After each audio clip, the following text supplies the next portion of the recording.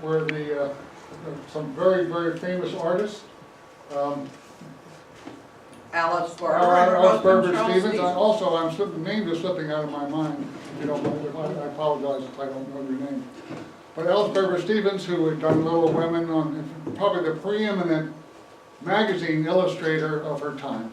And she said, I've got this barn. I want to have a room here for a studio for me and a studio for my husband upstairs, who's very much involved in Native American kind. So he said, sure, I'll do that, and I'll build this whole thing, and I'll build a house on next to it. So what you're sitting in the barn. And the barn didn't have that fireplace, of course. That was all done, all things new. So we have some beautiful record of everything that was here before on glass plates. So we know exactly what our building looked like in the beginning. So moving forward, the house then moved to the Olmsteds, and part of the will of the Olmsteds said that my family can stay here as long as they want, but when they don't want to, it has to be offered to a nonprofit. Well, 3 months before that, we formed a nonprofit called the Rose Valley Centennial Foundation. So when they decided to move out, we got a phone call. Hey, are you interested? We said, we are very interested. And so after 6 months of quibbling with lawyers, we took ownership of this magnificent building. And when we did, we discovered a couple of things. It was structurally sound, had a leaking roof. As you can see over there, we've got some walls to do. We've got all kinds of things. We had a tree growing in a chimney. We had to take the chimney apart. We have all sorts of things that need to be done. So the Rose Valley Centennial Foundation owns the building. Are you surprised? We are in the fundraising business. And anyone who would be interested in making a tax-deductible donation would be very much appreciated. We need it to do that. 20 years ago, the Rose Valley Museum and Historical Society formed in the neighborhood, but they didn't have any place to put their stuff. They started finding things in people's attics that had been all from the early period of our arts and crafts. So they just were looking at this place, looking at that place, looking at this place. They didn't have a place. But when we got this place, we said, are you interested? And they said, you betcha. And so when Ryan Burley, who was recruited to be our curator by a wonderful chance, the progress that's been made in this building, in the museum upstairs, and everything else that's going on, and what's going to from this lecture, is astonishing. It is absolutely astonishing. This place is going to be a huge success. It already is, and I'm going to introduce Ryan Burley to take from there. Actually, I was going to introduce Ryan by saying our wonderful curator,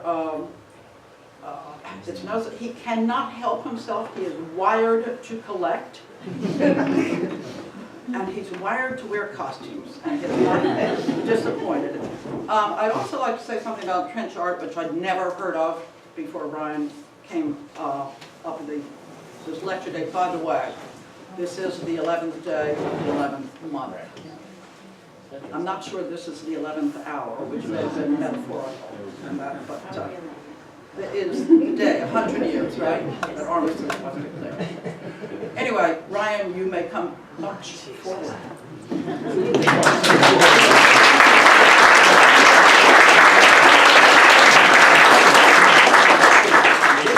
Thank you so much, Morris and Mayor Tim. Can everyone hear me? Yes. Yes? We're working okay on the sound. I'd like to, in addition to honoring the servicemen and women of World War I, Veterans Day is also intended to honor all of the servicemen and women of our country. And as a representative of a younger generation, I think it was appropriate that Mayor Tim, a veteran of the Vietnam War, got up and spoke, and we thank you and anyone else representing for your service, very, very much so.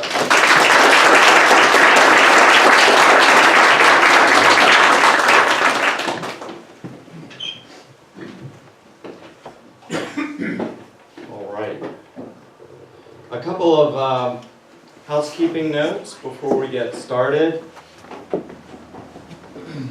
Tomorrow in Media on State Street is the Veterans Day Parade.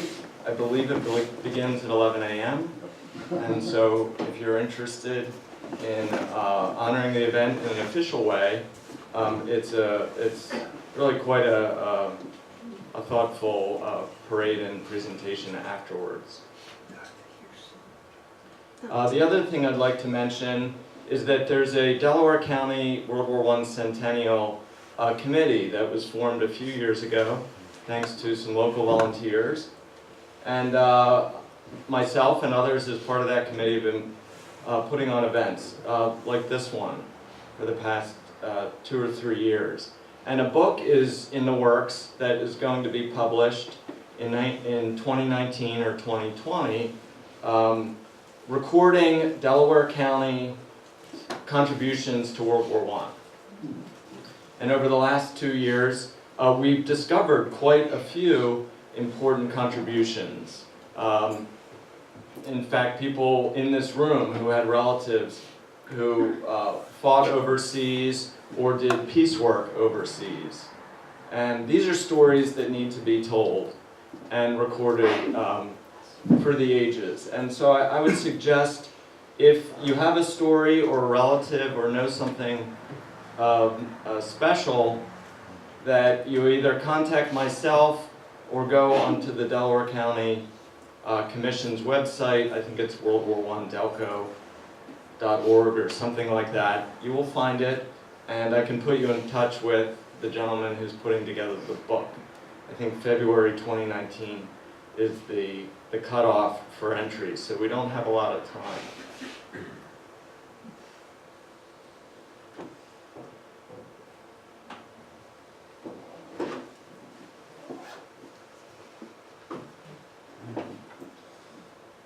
The total number of military and civilian casualties in World War I was about 40 million. Estimates range from 15 to 19 million deaths and about 23 million wounded military personnel, ranking it among the deadliest conflicts in human history. The total number of deaths includes from 9 to 11 million military personnel. The civilian death toll was about 8 million. Including about 6 million due to war-related famine and disease. The Triple Entente, known as the Allies, lost about 6 million, while the Central Powers lost about 4 million. At least 2 million died from disease and 6 million went missing, presumed dead. I'd like to read a poem and start with a moment of silence following that poem. This is In Flanders Field by John McCrae, who was a British soldier who wrote this towards the end of the war. In Flanders fields, the poppies blow between the crosses, row on row, that mark our place, and in the sky, the larks still bravely singing fly. Scarce heard amid the guns below, we are the dead, short days ago. We lived, felt dawn, saw sunset glow, loved and were loved, and now we lie in Flanders fields. Take up our quarrel with the foe, to you from failing hands we throw. The torch be yours to hold it high, if ye break faith with us to die. We shall not sleep though poppies grow in Flanders field.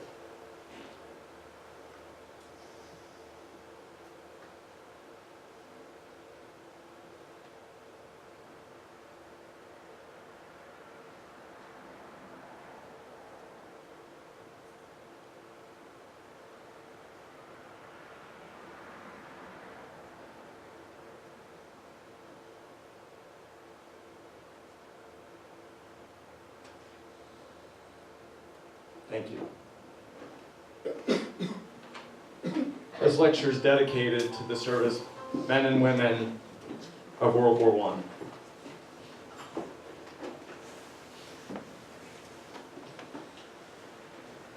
Soldier art did not begin with World War I. It's been happening for centuries. Traditionally, soldiers were men, but women have served in the armed forces as well. And in the tremendous amounts of spare time, people make things. There's creativity. It's part of life. It's part of our human race. These are a few items that were made by soldiers during the American Civil War. A pair of candlesticks made from bayonets. This is a pennon that was carved in a prison camp in 1862. And each of these are small carved bullets, spent bullets that were found on battlefields and carved into dice for playing games in the camp, chess pieces, and simple whimsies.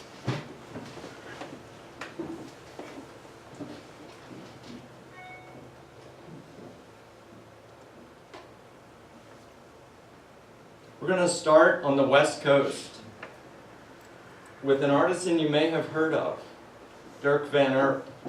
Dirk van Erp grew up in Holland in his family's metalsmithing business.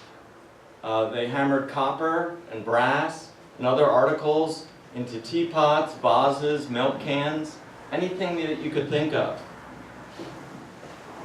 When Dirk was young, he got into some trouble and was in prison. After he got out of prison, he was ashamed and his family was ashamed. So he came to America to start a new life, and he settled in the Bay Area, California, going to work for the U.S. Navy at the Mare Island Shipyard.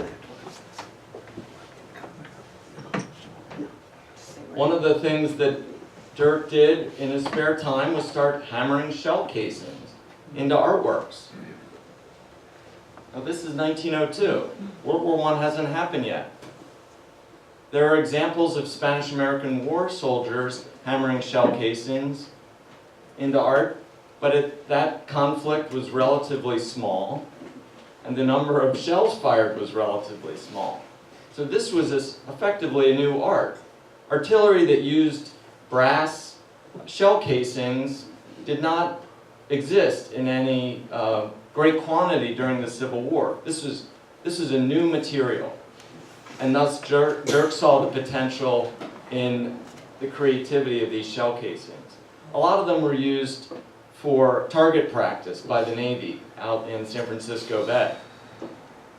So the way it worked is that a casing, like this one, would be worked on a kind of like an anvil, except it was made of wood and plugged with wood and then hammered with a variety of small tools. So I'm going to pass this around, and then I'm going to pass around an example of Dirk van Erp's work to show you, to get a feel of how amazing and thin this casing could be manipulated.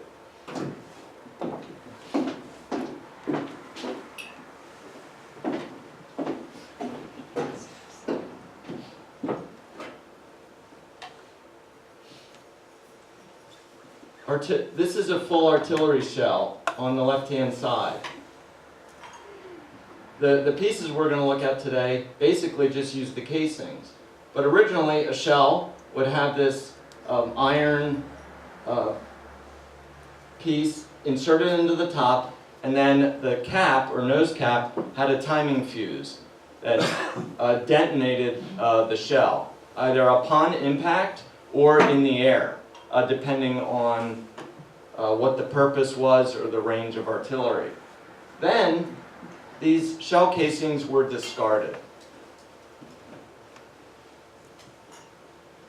Here are some of Dirk's works. It's also thought that other metal workers in the Naval Shipyard got interested in doing this and making these things as well. Most of these shells are not signed, but we know from period photographs of Dirk Van Erp's shop that he did make some of these. There are a few signed examples, and I have a number up here that you're welcome to handle after the lecture's over. This is a punch bowl, about the size of this piece. You can see how large this shell started out.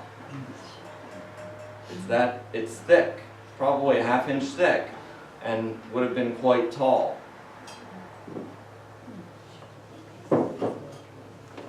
That's one piece of hammered brass. Dirk Van Erp was unique in this regard. He was very ambitious, and as you can see from these pieces, was very much a sculptural artist. He was less interested in recording the time, date, and place where these shells were made. This is art out of war, so to speak. In 1909, he opened his first shop. So within a year of leaving the Navy, he started commercially selling copperworks. He decided he could go into business for himself, selling some of these shells, and we're pretty sure that he was selling these things in the years 1902 to 1908 when he was working for the Navy. At a certain point, Dirk realized that he didn't have to conform to an artillery shell's limitations. Why not start buying sheet copper and pounding that into even more ambitious and beautiful forms? And so that's exactly what he did.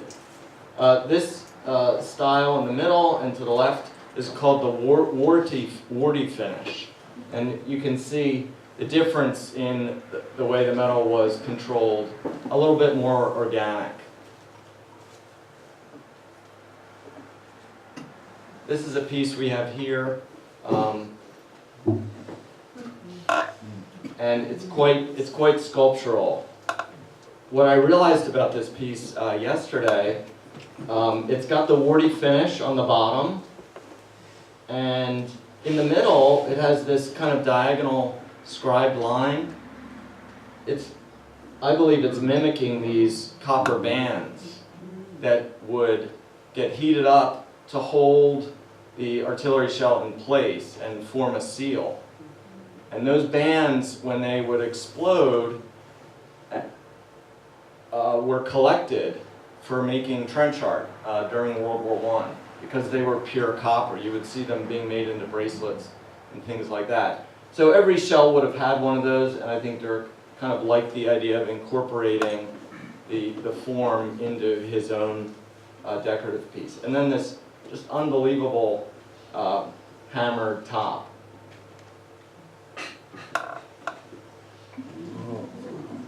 This is a log carrier, probably made around 1910, 1912. Here's the shop with Dirk on the right and his young apprentice here. And this is Darcy Gaw on his left, who is another metal worker in the Bay Area that Dirk partnered with for a while. There were quite a few very talented female metalsmiths working in the San Francisco area at this time.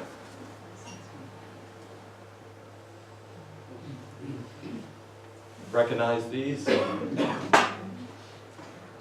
This is Dirk Van Erp.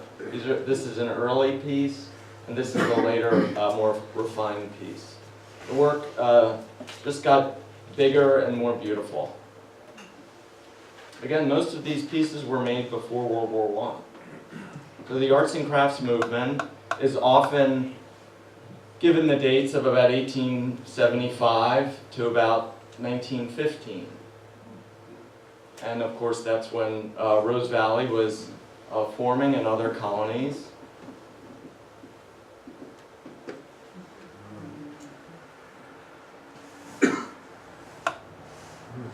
These pieces were made by another metalsmith in the Bay Area named Fred Brosey. Fred also worked at the Mare Island Naval Shipyard around the same time that Dirk Van Erp worked there. So I don't think it's any coincidence that he also went into metalsmithing. These are a few Fred Brosey pieces.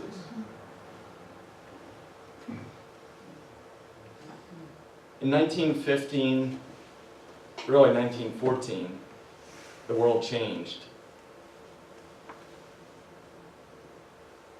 Elbert Hubbard and Alice Hubbard were traveling on the RMS Lusitania to Europe, and Hubbard had an idea that he was going to meet with the Kaiser himself and try to negotiate a peace with America. Hubbard was an internationally known figure, in particular for writing a message to Garcia, which was a motivational lecture that he gave all over America. And Message to Garcia, at the time it was published in the early 1900s, had as much publication as the Bible did at that time. Millions and millions of copies of this book. And a number of them were purchased by international armies to give to their soldiers. Hubbard and Alice perished on the Lusitania with around 1,200 other people, drawing America closer to the war. Quite a few of these folks were American civilians. The ship was carrying ammunition made in America to Great Britain. And so the Germans had very clearly put out a press piece the day the ship sailed, saying that, warning that American ocean liners were fair game for attacks by submarines. And they didn't flinch on this one. Also in 1915 and 1916, two other major movers in the arts and crafts movement, Will Price passed away in 1916, and Gustav Stickley went bankrupt in 1915 and sold his Craftsman magazine and Craftsman Homes business holdings in 1916, effectively ending the American arts and crafts movement as far as scholarship goes. Those three figures in particular were three of the major movers shakers. And by this time, Americans were not thinking about how to decorate their homes. They were thinking about what all of these events had in store for the future of our country, and getting worried that their boys were going to be sent over.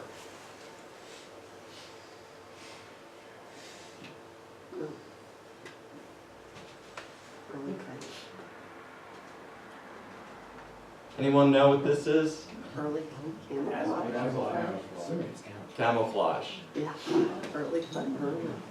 There's a number of other art forms that came about during World War I, and I want to mention camouflage as sort of a sideline to the main topic here.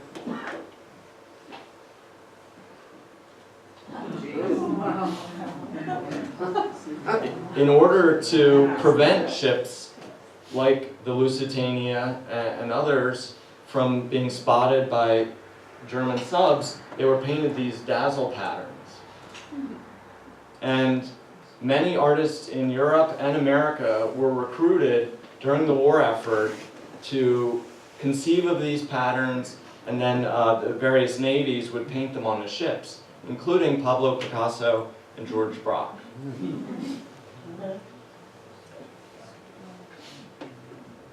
And it was effective, believe it or not. If you've read there was a book about the Lusitania written a few years ago, and they talk about how when the periscope would come up above the water, the U-boat operator had very little time to look at his target before retracting it. And the periscopes weren't always of the best quality, So seeing these ships is not like the way we might think of seeing an ocean liner on the sea today. They were often at far distances, so the idea was to use the sun and the patterns that the waves would create to kind of offset the lines on the ship. And I think this picture really illustrates that concept pretty well. Other things were camouflaged also. Here's a great aerial view of a German biplane showing its camouflage pattern, a tank, and a German Stahlhelm, or helmet. This is an example in the back of the room I encourage you to look at. Most of the American camouflage helmets, and this is an example, were done right at the end of the war or as the soldiers were coming home. They didn't necessarily make it into the trenches, but the German helmets did. And I thank my friend Ed for bringing an example of another camouflage helmet that you should take a look at up front here. These were soldiers who painted these things. And oftentimes you'll see the divisional insignia, like the 28th Division, incorporated.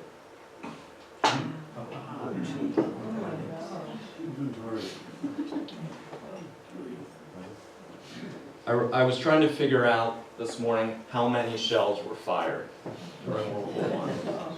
It's been estimated that 100 million shells, artillery shells, were fired.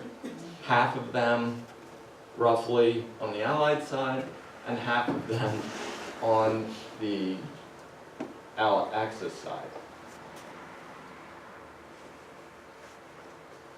So the formula for trench art is war material and boredom. And I have a quote here. It has been said from a soldier's point of view that war is 80% boredom, 15% exhaustion, and 5% pure terror.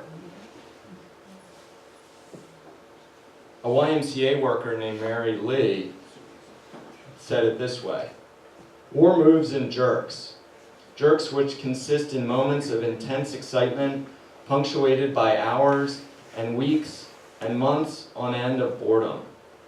A book which would picture war faithfully must not fail to give that alternating sense.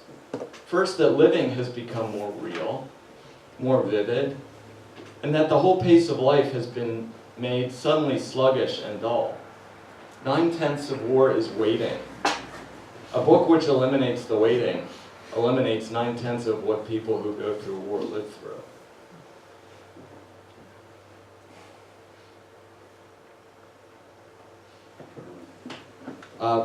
This fellow and this photograph became quite famous during the war. This was a member of the Australian Imperial Force, as they were known.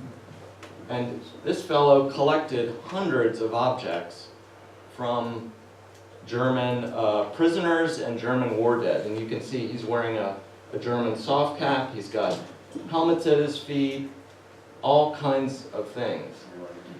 He was known as the Souvenir King.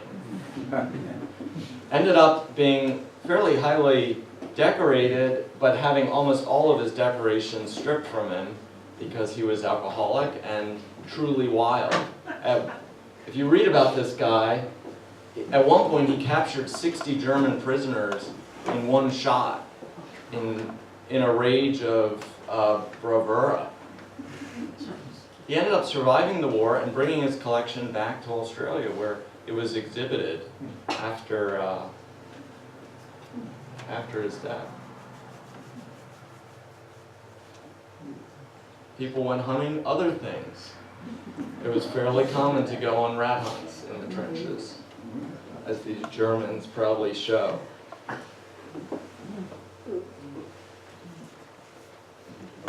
There are all kinds of interesting recipes that I found for cooking said fowl. Not only was it soldiers that got involved in trench art making, it was children as well. Here's a photograph from 1915 showing British youth on some sort of bond drive. And it's kind of eerie to take a look at these youth. I don't believe they were actually wounded, but they were mimicking the soldiers that were coming back from the Somme in 1915. I can find it. So,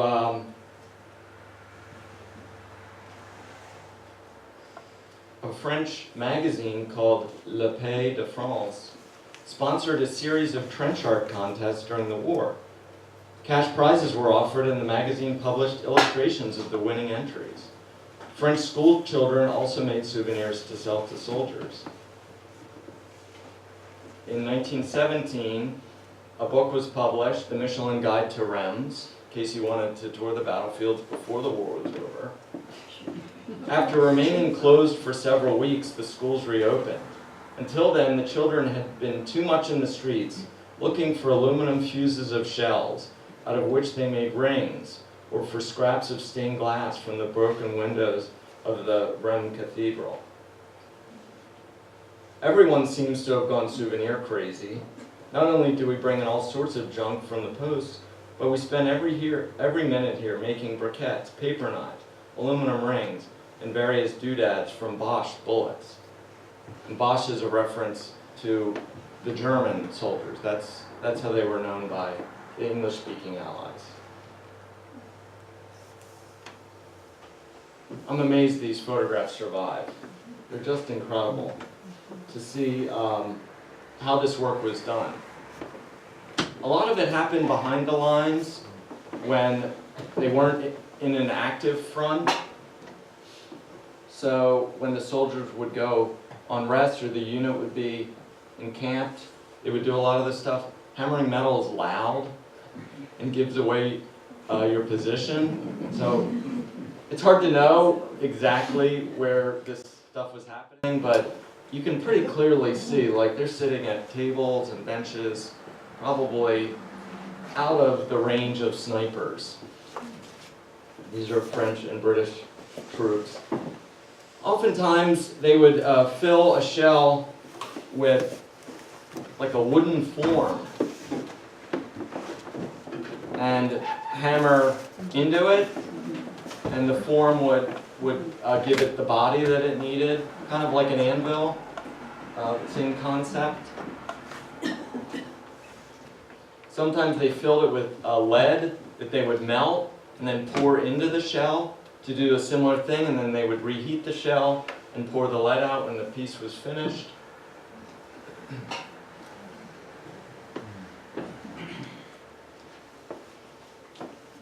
This is a great example of the kind of tools. Not that the soldiers on the Western Front had access to all of these. They probably made quite a few of their own tools. But this is the collection of the Dirk Van Erp Museum in Alameda, California. And I just happened to be there last week, coincidentally, and got a tour. And they have all of Dirk Van Erp's original metalworking tools. And this piece in the front is basically a giant tree trunk that's been scooped out, that a lot of these larger pieces, like this planter or some of those beautiful lamps that you saw, would be laid on kind of like an anvil. You know, we're talking about copper and brass here. So it's a much softer metal than working a steel, which did require an anvil. And you wouldn't want to dent it.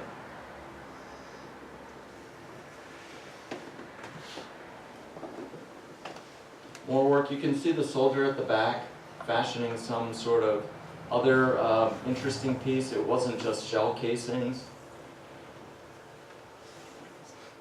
We'll look at a few of them in a moment. And here is an American woman decorating with a shell that has been sent home to her. This became almost a de rigueur for the doughboys. Everyone had to get one of these shells and ship it home after the war ended in late 1918. This particular one I've collected because it it has November 11, 1918 actually hammered into it. This fluting technique was fairly common. They would heat the metal up with a torch and then use a variety of tools to achieve that, almost like stretching the metal out.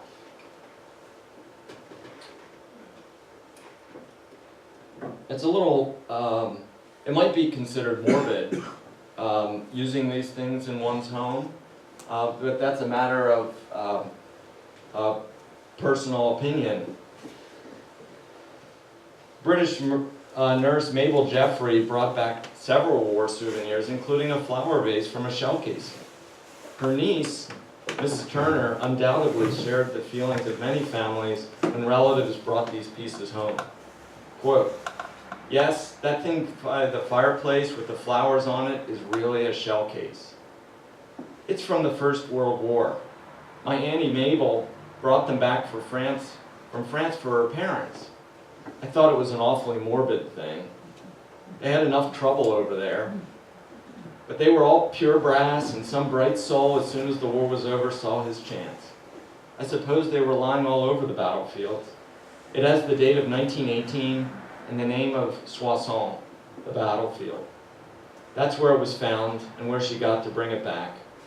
I could have thought of nicer things to bring back, but I guess it was all the rage. I think it's morbid, even with the sort of embroidered design on it. If it had been me, I would have put it under the hydrangeas. I often look at it and wonder how many men this shell killed." Nonetheless, this became a significant cottage industry for the soldiers, as well as a lot of the war widows that were looking for some source of income when their husbands were killed. A lot of the soldiers were farmers, and so if the male counterpart of the farm was shot down, even if he was wounded, rendering him unable to continue the farm work. This was a serious byproduct of the war. Inkwells. They actually had to bend these bullets to flare them out like that, and this is where you rest your pen. This piece here is British, and they really like to take buttons off of the uniforms. They would often trade them amongst one another, and they got into trading with the enemy when they were captured as well. This is another one of those artillery shell fuses. You can see the numbers on the top for timing when the shell would go off. And this one has also been turned into an inkwell. Belgian officer's cap, made from the bottom of a shell casing, probably turned into an ashtray. Just about every soldier on the Western Front smoked. It was very common. It was one of those little things that kept you sane. This is a really special box in the collection, and it's in the back. I encourage you to take a look at the pieces in the case, over by the mantel, and up front. When you're finished, feel free to pick them up and handle them. You can't really hurt them. They've been through a war. This box I purchased at auction a few years ago, and I thought it was worth looking at some of the details of it. It's about the size of a shoebox. On the front, it has a figure like Liberty, and she's actually got the Liberty cap on. The box is French, and it was made for a French family. It's entirely made of war material. The sides show the French Legion medal here. And this is a view of the back. I was trying to get a photograph of this, showing a large artillery shell and a French poilu soldier standing in a trench below barbed wire. This is the other side, the Croix de Guerre, with oak leaves, which means that the individual received that a number of times. And the sort of, what looks to me like 1920s French Art Deco stipple decoration behind there. But really, this was made in the teens. So you start to see some fashion influence of the decorative arts. The lid is chased and hammered with a presentation. And it has this intricate series of bullet handles that work an entirely handmade lock mechanism. So that one of those is a false handle. So it takes a while to figure out how to actually get this thing open. This is intended as a security measure for someone who shouldn't be putting his hands in this really special little box. I learned after I purchased it and doing the research that this was made for a Madame Fompre. And it was given by ladies of the regiment, the 127th Infantry. And believe it or not, this piece is actually signed. I thought it was interesting that it was signed at Mühle with the umlaut over the U. My guess is that's a German prisoner of war that these ladies have asked the soldier to make this work.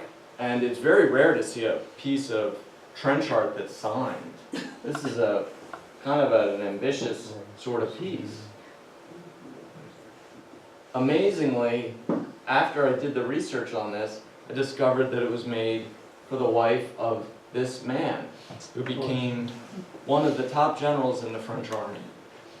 Started out as a brigadier, and I believe that box was given around 1915, towards the beginning of the war. But by the end of the war, he was a 2-star general.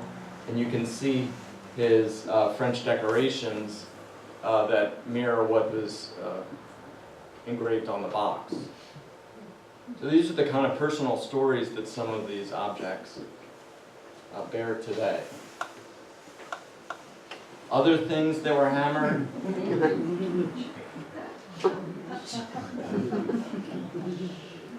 It was pretty common for American servicemen to have bathing beauties, as they were known, hammered into the, this is meat tin and a skillet. U.S. Army issue. He's thinking of home, clearly.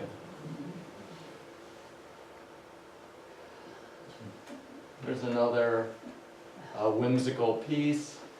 This is a soldier from New Hampshire.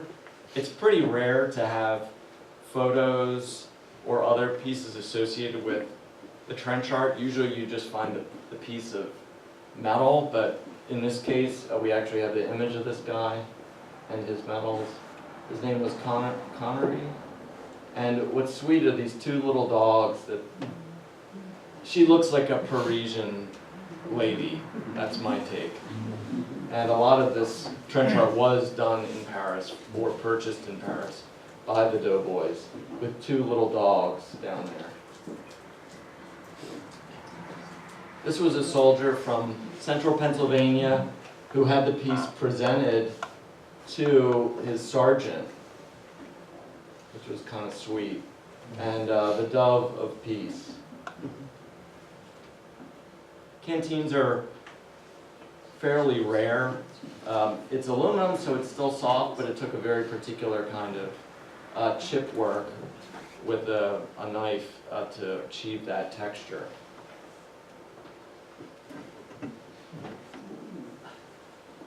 There's a long history of rug work, knotting, and beadwork in the Middle East, and as you may know, the Ottoman Empire was part of Germany and Austria in the efforts during the war. So a lot of Turkish prisoners of war made these snakes, and in some cases They actually either put their name or a date, and they would sell them or trade them for cigarettes. Chocolate was a very popular commodity. Of course, money was always a form of currency. There is an example of one of these snakes in the display case at the back. Really beautiful things. And you might not know if you saw one of these at an antique show what it was.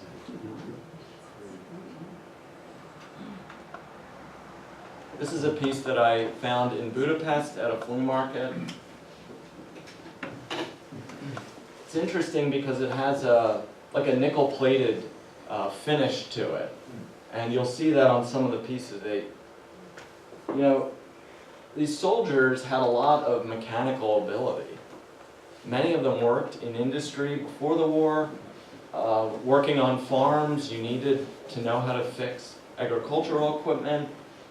And this piece was dipped in some sort of tin or nickel and then chased afterwards. I'm using the word chased, but that's the term for the kind of engraving. I'm going to pass a piece around that shows some of that, as well as a few that have a hammered finish with repoussé.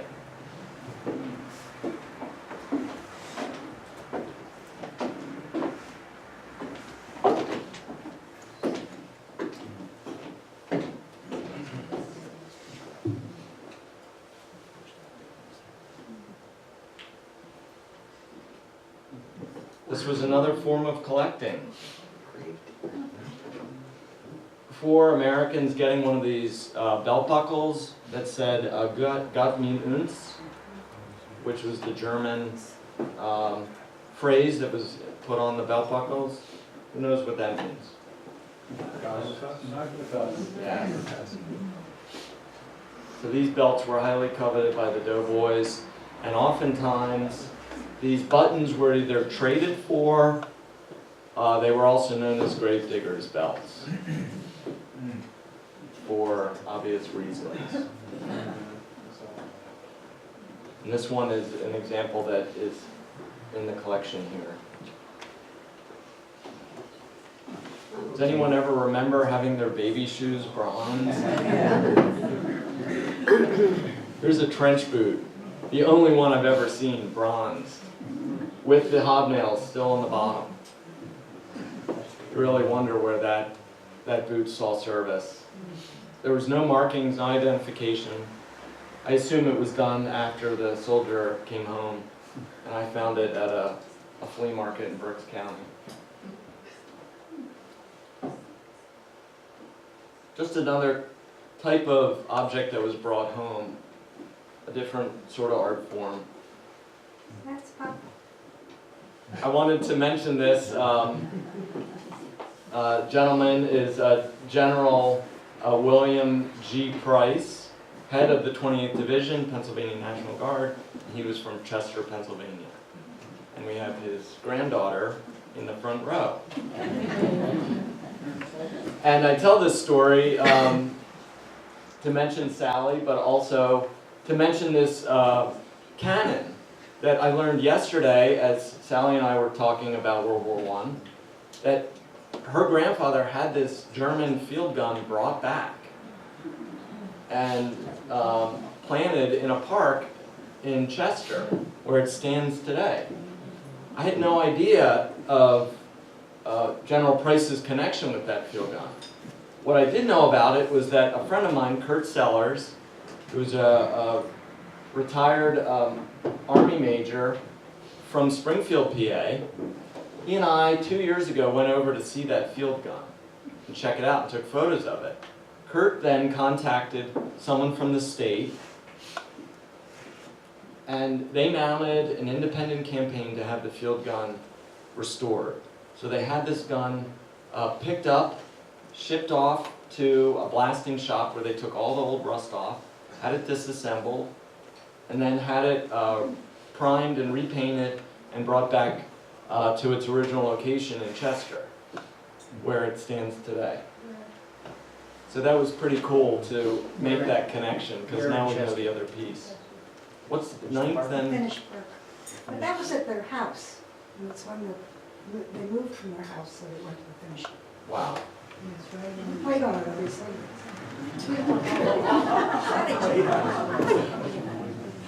Sally, where is it, Chester? Where is it, Chester? There's a little tiny park overlooking I-95, right near the ballpark, right near the athletic fields at Chester High School. It's called Finnish. It's Finnish, as in Finland. Yes. And that's when they sold their house in Chester and moved, they kind of went there.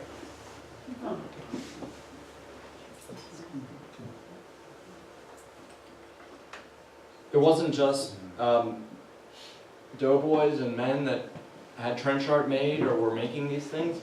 There were women nurses over in World War I.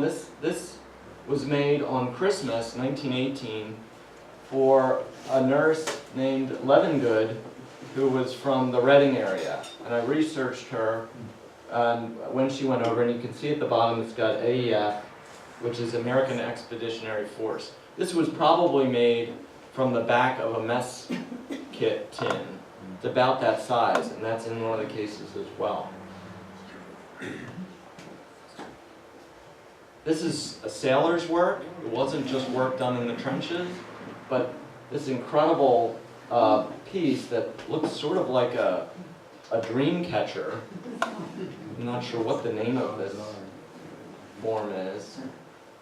Done in different red, white, and blue silks, and then mounted in a shadow box from around World War I, and featuring what appears to be a nurse or a woman who was involved in the maritime field, because she's wearing like a sailor's jumper.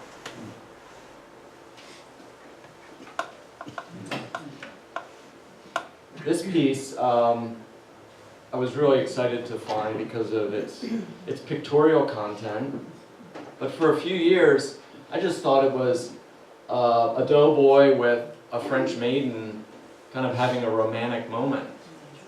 All right? You can see the little cat here. It's really kind of sweet. And then I was going through my mother's sheet music collection from World War I. Bingo. There's the cat, there's the little chair, and it is sort of a romantic piece, but more about kind of the mother.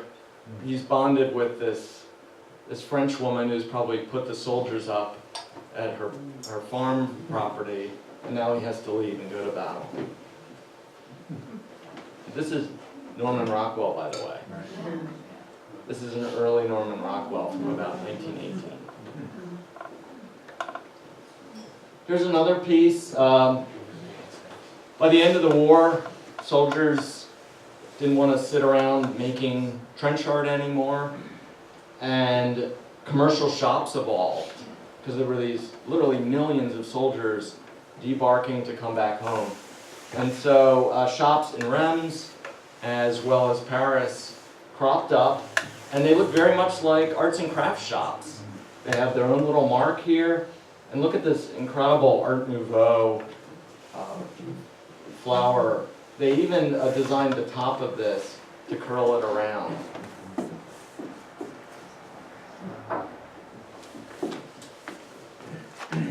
Another piece made in what was called the souvenir shops.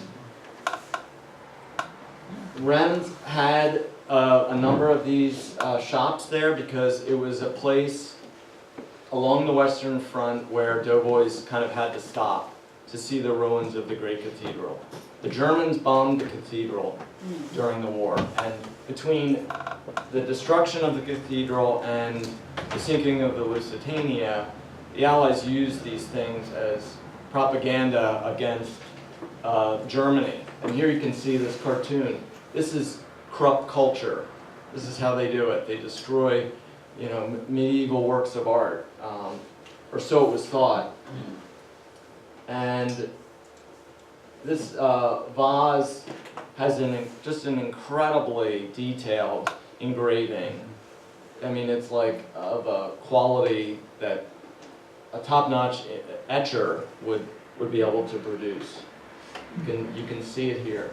And it came not only with the little cigarette holder on the left, but the top cap of it is an ashtray made from bullets. And that's the back. It's actually acid etched. So they put a design on with wax, and then they band it, and then allow acid, some kind of muriatic acid or something, to eat away at it, and then they engrave these little florets. This is just incredible craft work. And here's the souvenir shop. Delivery made anywhere in America. So this was really a big industry. And I like to think that the American arts and crafts movement didn't end in 1915, but it actually continued here during World War I, in the trenches, and then after. And I think this is a good example. You could argue that more copper and metal work was done during World War I than even before. So in a sense, it was a proliferation of an art form that had just started to gain steam in the early 1900s. This piece came up at auction recently, made to look like an artillery shell, but by the Gorham Company in Providence, Rhode Island. And that's what's marked on the bottom. So they're making facsimiles of war art and then hammering this gorgeous pine needle arts and crafts design. I mean, it got really weird. American capitalism at work. I'd also like to just bring it back home to mention that D.O. and Stevens, as many of you know, was the son of Alice and Charles Stevens. And D.O. and Stevens grew up in this home and ended up living out the rest of his life next door. And Stevens was brought up in an artistic family that was Quaker, as were many families in early Rose Valley. The American Friends Service Committee was formed right around the time America entered the World War I in order for conscientious objectors, such as the Quakers, to serve in some capacity. And Owen Stevens and a number of others, Billy Price, I believe, went over with this group. And the group was actually formed in Delaware County, in, is it Haverford or Havertown? I think as part of Haverford College.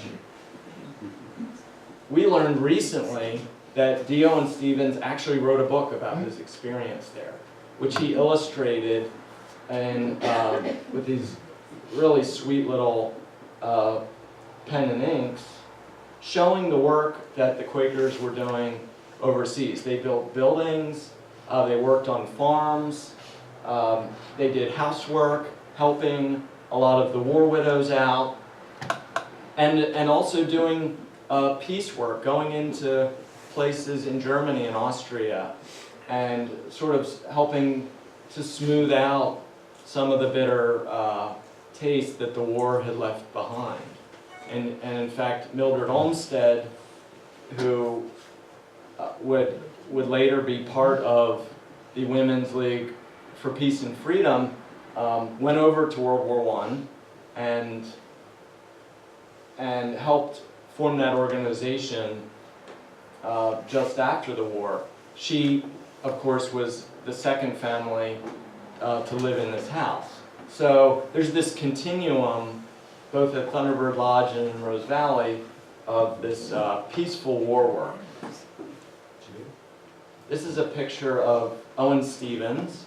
Now he's wearing a U.S. Army uniform, but the troops, they were under the umbrella of the U.S. government. So they had to wear the issue uniform, even though that they were non-combatants. A number of them drove ambulances as well, like Ernest Hemingway, not a war combatant, doing peaceful medical work. And this is out by the pergola. This is a photograph that came to us very recently. We were thrilled to have it. And then, about a week ago, when Sue sent out one of her notices for this lecture, we got an email from, would it be the granddaughter of Owen Stevens? She's the great-granddaughter of, I think. Lauren Starr. Yeah, Lauren Starr. She's the great-granddaughter. Granddaughter of Owen Stevens. Oh, And granddaughter. she said, Yeah. I've got this shell casing that Owen Stevens hammered when he was an ambulance driver over there. Would you like to include it in the talk? So this was an incredible find. And here we have the American Friends Service Committee logo, Rose Valley trench art, and I'd love help identifying what that third symbol is. I don't know if it related to the ambulance service or just what, but that's a mystery to be solved. Are all three on the same object? Yes. It's hard to photograph these objects because they're often done in the round. Right.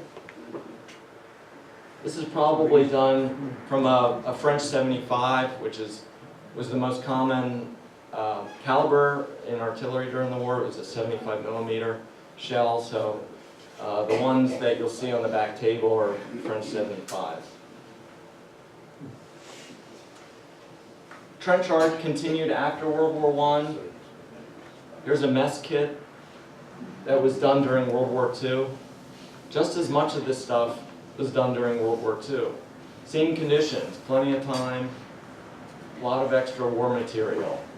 This was done by a French soldier in an Austrian prison camp in 1939. And this is the individual's unit, but just look at that French Art Deco decoration. It's just an amazing object. And of course, from Vietnam. I've not seen many of these, but this was done with a torch and incorporated with peace symbols, which I thought was an appropriate way to end this today. Thanks for your time.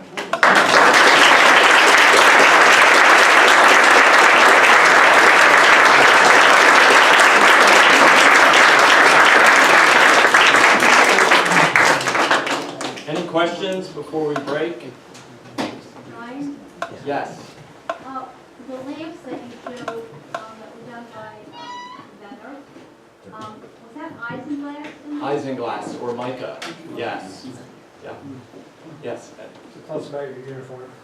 The uniform, thanks for asking. This was owned by a gentleman named William H. Porter, who was a captain in the 316th Infantry. It was gifted to me by the widow of a dear friend when I worked at Freeman's, Jim Buckley. And he used to wear it to Halloween parties. Jim and I were of the same frame. And he knew how much I cared about World War I. And so when he passed, his widow gave this to me. Now, interestingly, there was a William H. Porter who lived in Rose Valley. And I cannot substantiate whether it was the same individual or not. But we're trying to figure that out. So this is his Sam Brown bell. The uniform was custom made for him in Paris. It's got the insignia, and I've got his handkerchiefs, his cap, his spectacles, and you can take a look at those up front. Yes? I'm Wendy Shimelsky, the curator of the Peace Collection at Swarthmore College. This month, there is an exhibit on World War I in the McCabe Library called The War to End All War, Devastation, Resistance, and Relief. So you'll see some things there that are nowhere else. Some peace material, some more of the Quaker relief services, and some other conscientious objector material.